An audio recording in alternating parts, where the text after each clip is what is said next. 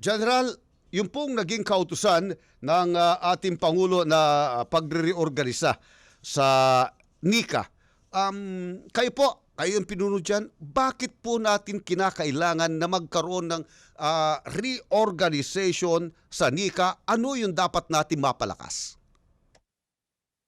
Actually, ang layunin natin na pinag-aaralan simula nung nagbigay ng kautusan si President Bongbong Marcos ay yung sa cyber security at yung mga emerging threat na nabanggit nga natin is that later on magkakaroon tayo ng major problems as para sa yung weapons of mass destruction. Aha.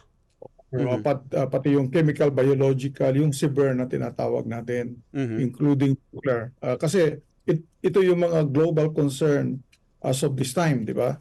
So, ang gusto ng ating mahal na Pangulo, dapat yung NICA ma-expand itong function namin at doon sa reorganization, basically magkakaroon tayo ng additional Deputy Director General.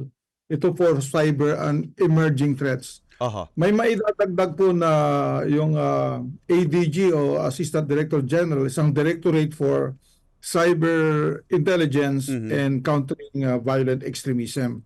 Ito po yung dahilan na kung bakit kailangan mapalakas pa at ma-expand ang ating functions.